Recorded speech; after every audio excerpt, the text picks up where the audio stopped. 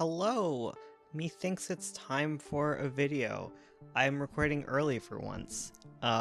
Give me a round of applause in the comments below.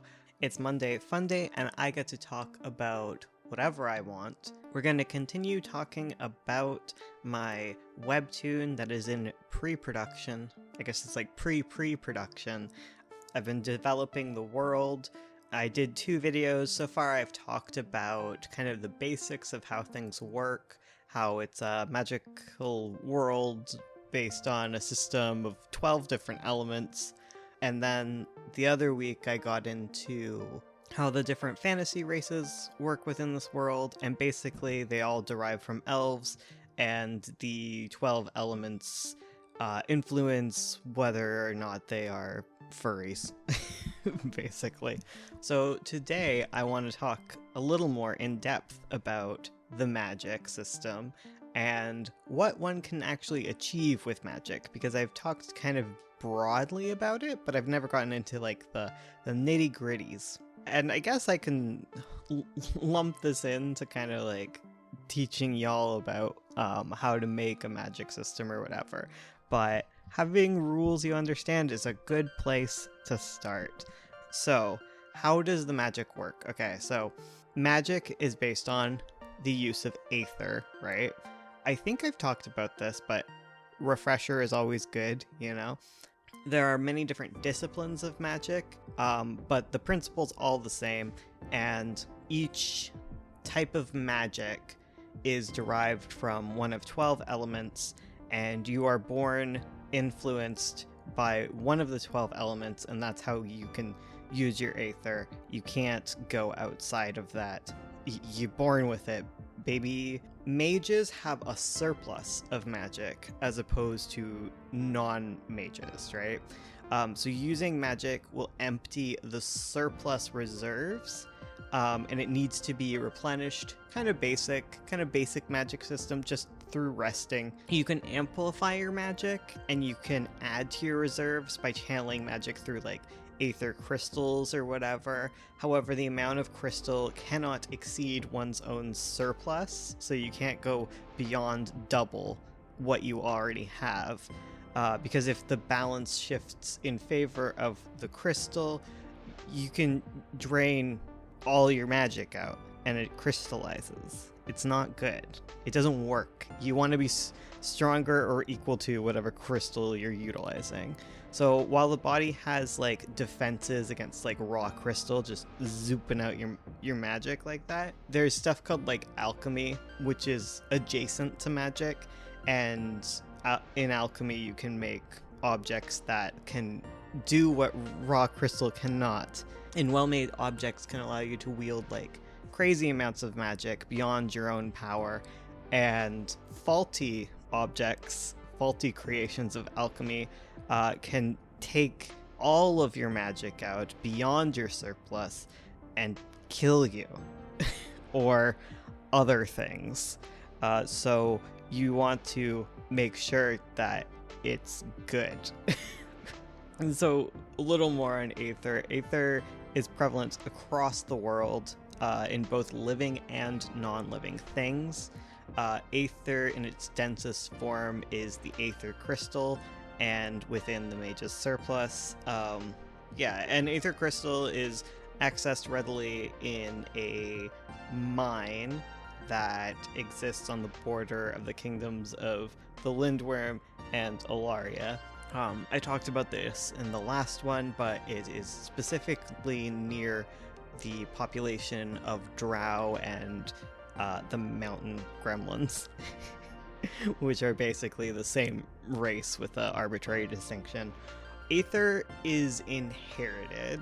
Like, all people have their own like internal level of Aether, and that is largely related to environmental factors, but in that regard it's still technically kind of inheritable. Like, it's not genetic, I guess, is the main thing, because like it's still like a factor that like parentage can influence it, like because of like gestational environment and whatnot, if that makes sense.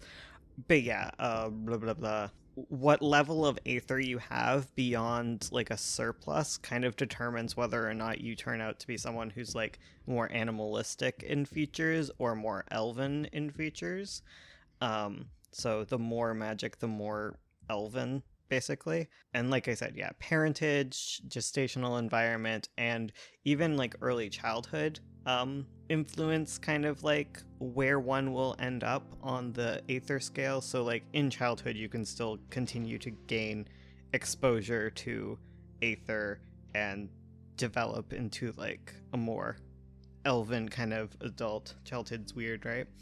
And there's lots of like folk beliefs about what happens and what influences and what does not. Some of them are true, some of them are not. And yeah, since parentage is so closely linked with like all of this, there's a pretty strong belief in a lot of the world that it is basically passed through blood or whatever, but it's not.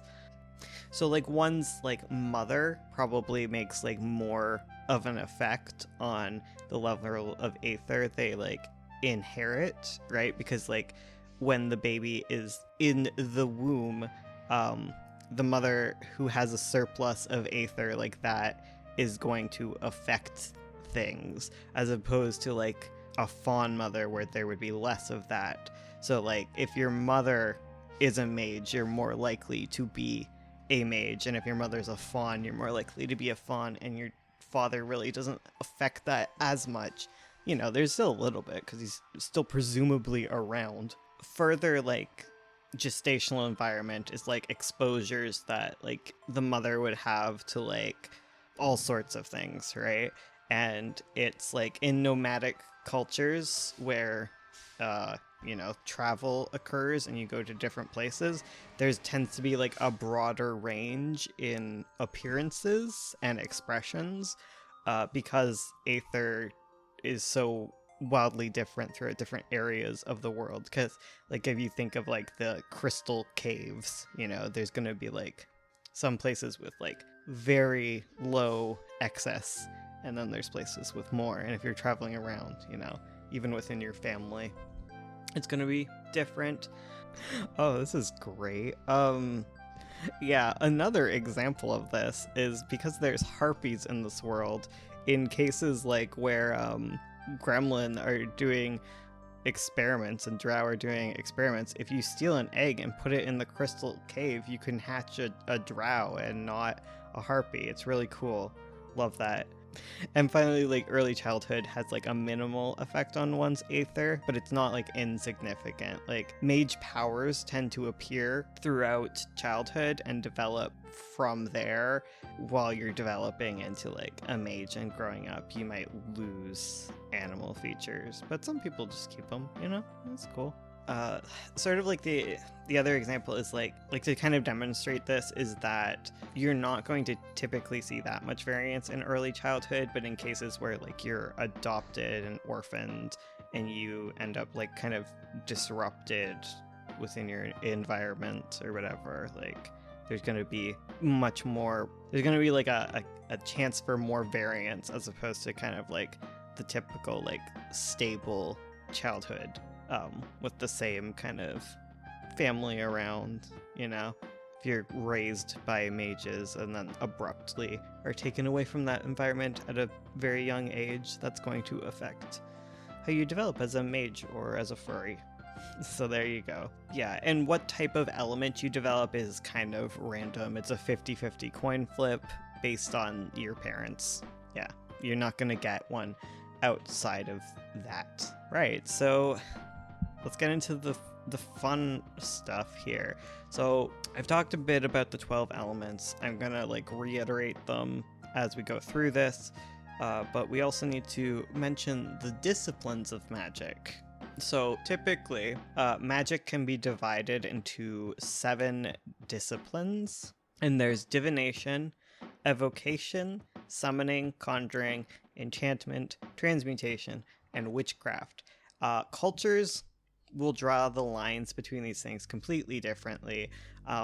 a lot of what I'm saying comes from like the POV of like the divine kingdom, whereas specifically because a lot of like these cultures like have different languages and stuff, they definitely divide things differently. The principles are basically the same, so we can live within those bounds. Basically, disciplines or magic are just like how one uses whatever element they have. So the disciplines are kind of the same, but like have widely different effects based on whatever type of magic is being used. So divination is when one gains information using magic.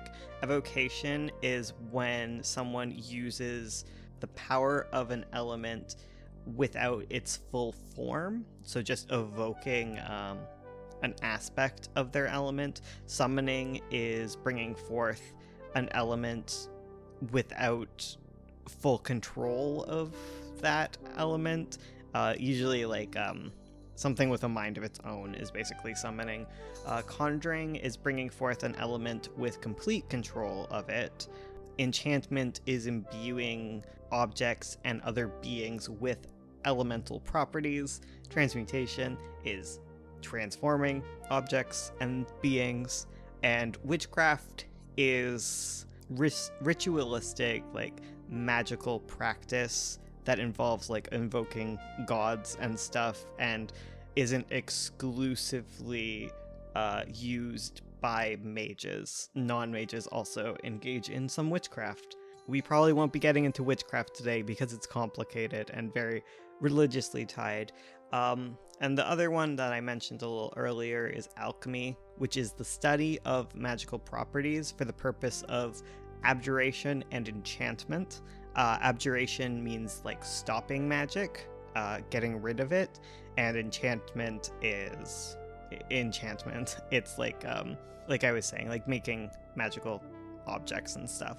Like alchemists use crystal and other aether sources to create like magical objects, often staves, wands, and magical seals, but not like all arf kind of seals.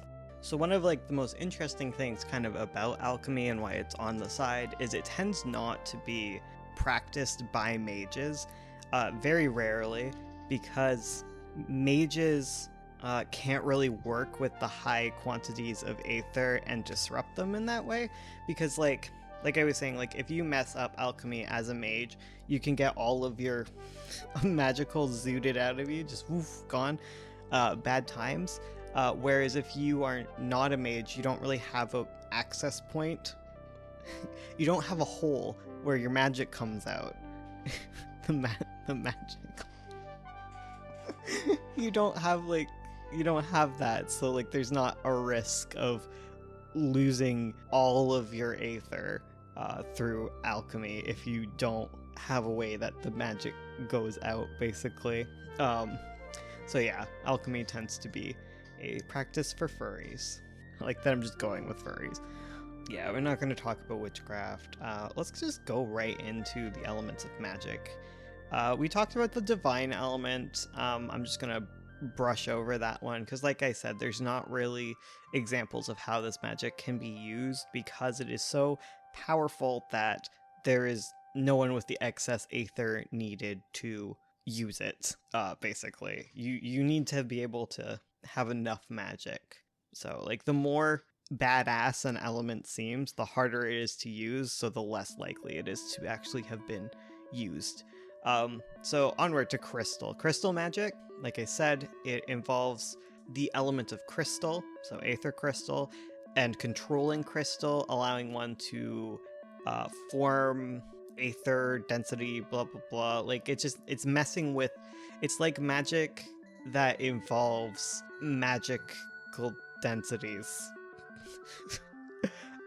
Crystal mages have a easier time focusing their magic, and they are safer when they handle faulty equipment because they have an inherent magical control over the flow and movement of aether. The cat is singing again. She sings every time we're just gonna have it, I guess. In more practical terms, so divination, so crystal divination, one can draw out the memories of crystal, creating images and sounds that have left their impression on crystal. So like if something happened around an Aether crystal, it might have like left an impression upon it, and like you can do like crystal ball stuff and kind of like look into the memories of Aether. So use your imagination with that one. Could be cool. Evocation, so crystal evocation would be, so crystal evocationists are able to act as crystal themselves. So this could include like drawing away surplus Aether and concentrating Aether and amplifying it in the same way as like a magical staff or whatever. Crystal evocation, however, is inefficient and not really practiced because it's better to just use actual crystal than to use a person as crystal. Conjuring. Crystal conjuring is the ability to make crystal, and that's like a long process that involves crystallizing one's excess Aether and then resting and repeating the process, like just slowly growing crystal with excess magic, sleeping, and then doing it again. It's a very common practice outside of the crystal caves, especially in the kingdom of Alaria within like gremlin populations. We'll get into it, but crystal is a very important thing to the world of Alaria. We're not getting into it today, though. So enchantment. Crystal enchanters are able to make objects and other beings act as crystal, kind of a reverse-ish thing of crystal evocation. This can mean like making non-crystal objects act as staves, and even like those faulty kind of staves. This is like difficult because it requires an understanding of alchemy and has like some other downsides to it in the similar way that evocation does. But you can make some nasty things. Or you can make like cool stabs out of, I don't know, other things than crystal. Cool. We vibe. And finally, the last crystal discipline, I suppose, is transmutation.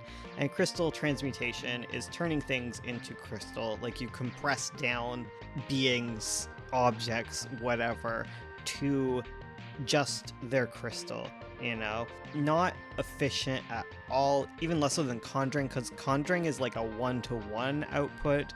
Crystal transmutation is not. It's unbalanced. If you're crystal transmuting things, you're probably doing it to get rid of the thing. Anyways, moving on. So that's crystal.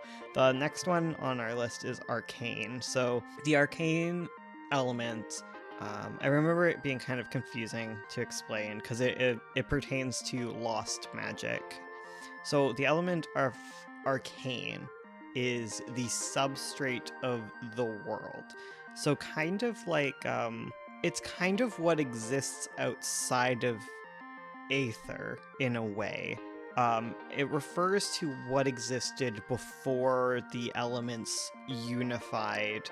So it literally is just kind of, it's complicated. I'll just leave it at that. There's a lot of like ruins throughout the world that resonate with the arcane element. It's very story heavy, let's say that. And if we get into the webtoon one day, I'm sure we'll all become experts on arcane magic.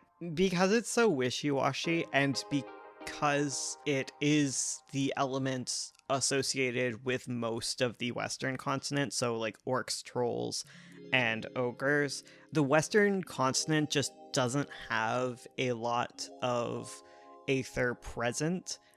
So there aren't many mages, and those that do kind of fall within two disciplines only. So there's divination. Arcane diviners can locate the arcane objects and sense their presence, basically, because otherwise you don't even know what is and is not arcane.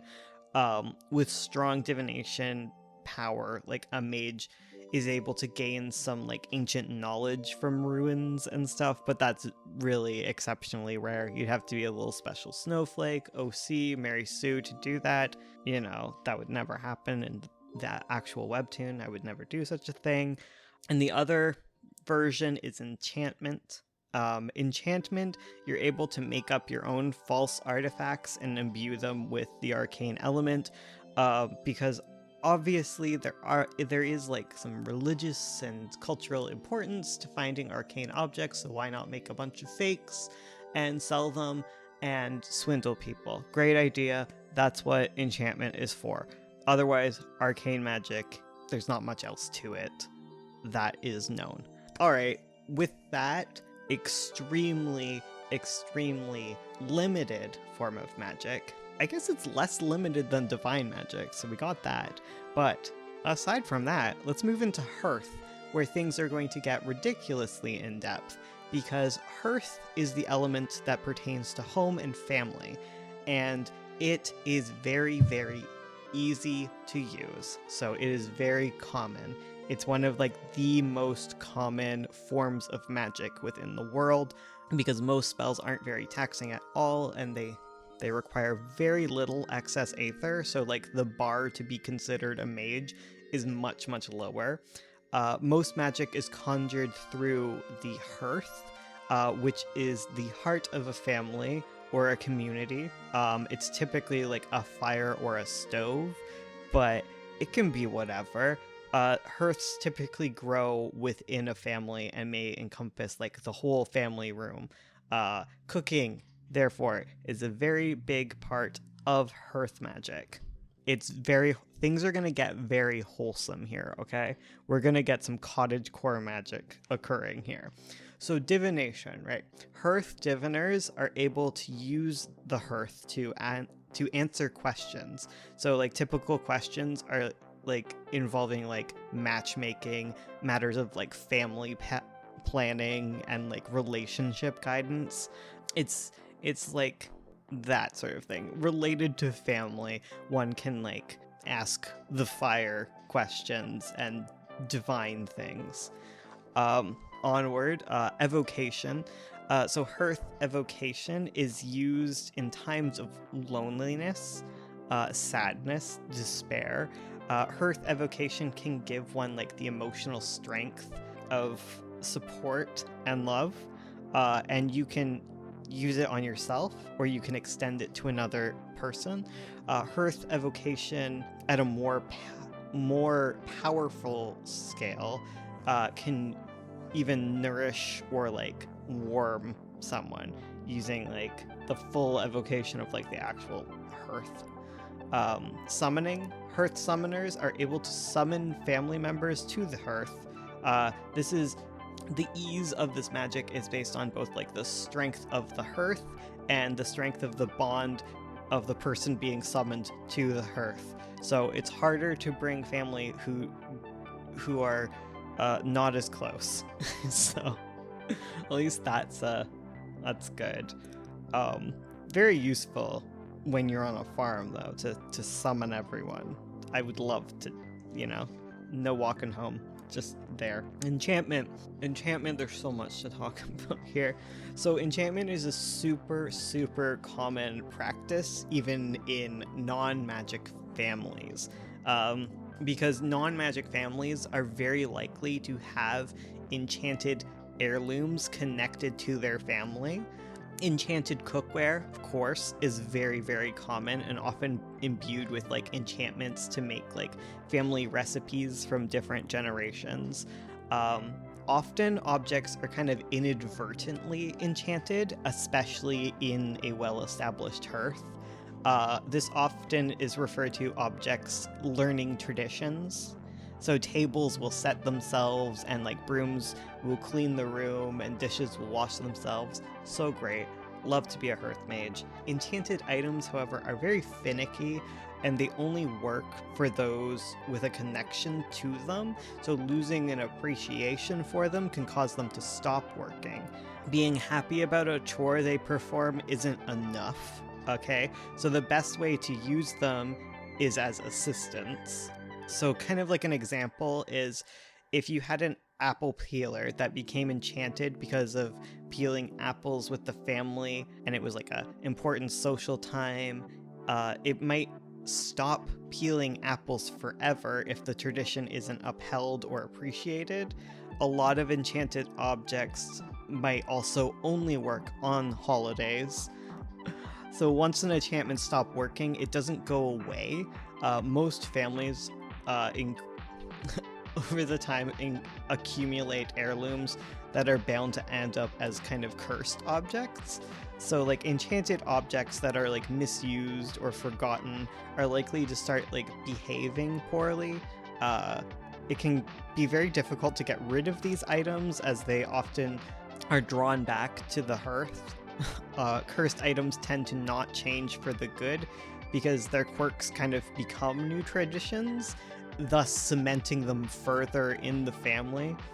Cursed objects are never dangerous. They're never gonna like harm the family. They're just kind of annoying, okay? Because at the heart of it, they just want to be part of the family. Right, and transmutation. Transmutation is kind of common, iffy. Transmutation is typically used in baking substitutions, like using sand in place of flour.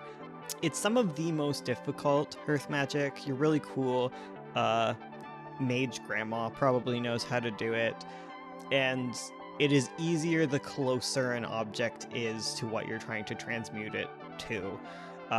So if you like needed more egg whites, it would probably be easier to transmute some yolks to do that, if that makes sense. You have the wrong type of flour. It's easier to do that than it is to do the sand thing. So that's that. Hearth magic, very fun, very cottagecore. We stan. We love some horses because they're all horse people. Okay, Eventide, right? Eventide is death magic, right? Very metal. It usually involves the ability to control spirits and ghosts. So divination is going to be very obvious. An Eventide diviner can contact the dead and speak to them. Easy, simple. Summoners are able to summon ghosts. In a way, this is kind of just like a more advanced form of divination, but you know, you can summon them so everyone can talk and see them. It's great. Enchantment is like the final one. So Eventide enchantment is the process of moving spirits. So like spirits will tend to like inhabit objects and environments. And through the power of Eventide, enchanters can like dispel spirits or channel them to new objects in other places. It's basically exorcism, I guess. So that's that. There's not much else to it. Silven. Silven magic is going to be like the second most popular form of magic. The Silven element is a lot more similar to your traditional kind of magic in like a magical system, is related to living beings. So Silven divination, I guess we're just jumping into it. Silven divination is used to communicate with spirits of all beings. So it sounds similar to death magic, but spirits aren't ghosts. Okay, so when one's divining spirits, you can communicate with like plants, animals, and even like the ecosystem as a whole. There is a large overlap with Eventide though, because like over time, like ghosts can become spirits and find new life within nature. So like a haunted tree might eventually turn into like the spirit of that tree. In Eventide, there's like a concept of like spirits that are lost, where you no longer can contact them, but a Silven mage probably could contact them through divination. This isn't really known though, because like they live on such different parts of the globe, right? Anyways, evocation. Evocation is extremely varied, as one can trade surplus Aether for abilities of other living creatures. So one might be able to like borrow the strength of a bear, the sight of an eagle, gain the ability to like get energy from the sun like plants, endless possibilities. But some are going to be obviously more taxing than others. Summoning, pretty obvious. You can summon animals and plants. There you go. Enchantment. Silven enchanters are responsible for some of the most devastating magical acts in history. As with all enchantment, magic is able to build up and be layered until the enchantment is finally used. So one of the most infamous examples of this was the Plague of Lilies. So the Plague of Lilies began as an enchanted plant that attached itself onto those with the divine element within them. So the plant would feed off the person and caused a slow, excruciating death. The plague was way more unwieldy than the spell was intended. It was initially made by like the druids to protect their lands. The enchanted plants ended up being way less discriminating, as they eventually kind of affected anyone who wasn't Silven. So thousands of people died, many more were left disabled. A counterspell was eventually made through Silven mages and alchemists through the use of like abjuration, right? But most enchantments tend to be way less intense, partly because that was like a spell created by like a large group of mages together, so it got really potent really fast. So yeah, be careful out there, guys.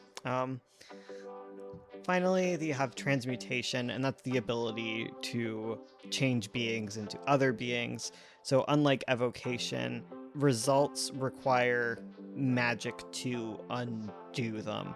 So transmutation is used very varied throughout cultures. In some cultures, like living as an animal or plant is like a rite of passage in a similar way to like fasting would be.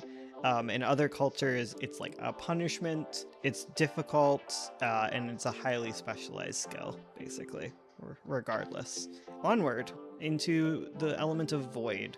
So void pertains to pure nothingness, and it refers to things without either nether, or without aether or nether. We're not going to get into nether. You can forever puzzle about that one. So the void can pull magic into it. So evokers of the void are able to drain and destroy aether.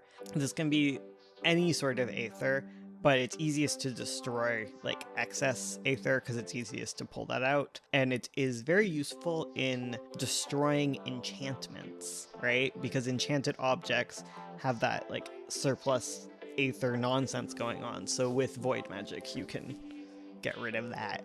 It's similar to abjuration, I guess, in a way. So void conjuring is possible. We're on to conjuring, I guess. But it is a fool's errand. That, or it is used to destroy oneself and everybody nearby. So like a very small amount of void brought into the world will collapse the world around it, ripping out all aether and leaving a arcane space behind. Mages are so thoroughly stripped of aether so quickly that their spirits can't even escape their bodies. Unlike alchemy accidents, void creation will not kill the mage and leave a ghost. Instead, they are erased entirely. Lucky cases when aether resettles into a space, a raven will form from the void and from the mage's remains. This is more common an outcome for people within range of the void when it occurs, not the person actually doing it. So leaving behind like pigs when arcane mages are within range, kind of. Bad times all around. Don't conjure the void, guys. That's the lesson. Void enchantment. Void enchantment is difficult and it's rare. Most items of void, it just sounds like I'm saying avoid, but like most void items have extensive like histories to them and they're invaluable.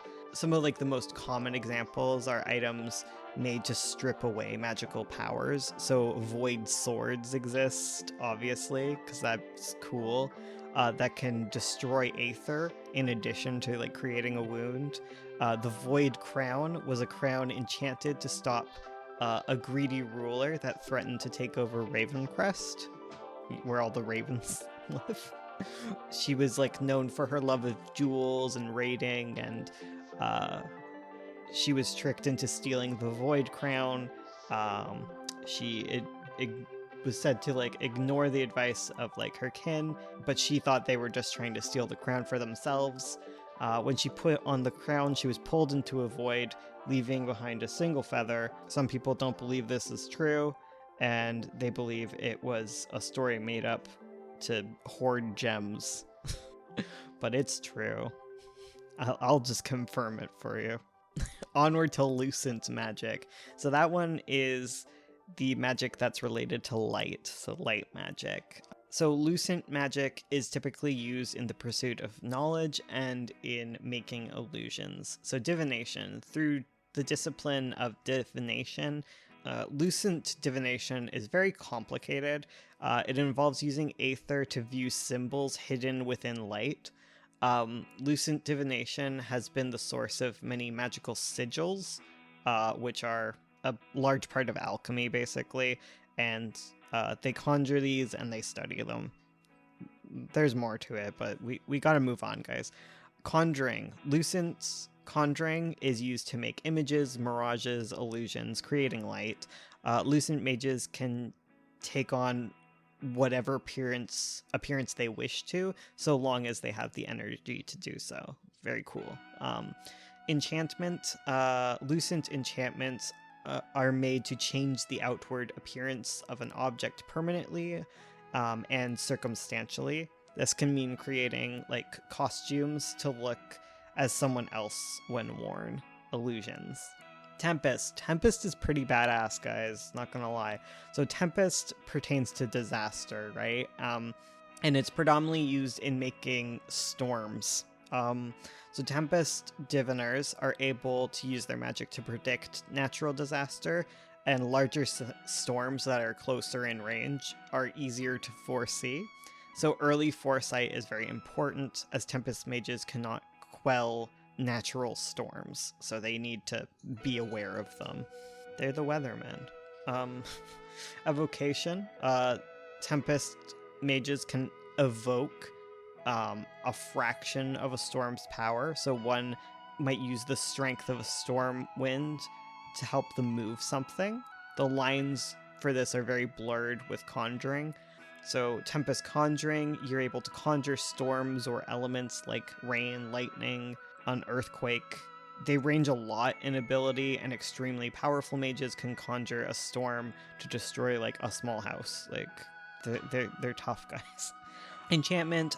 As with all magic, enchanters are responsible for some of like the most powerful spells because they take so long and so much magic is put into them.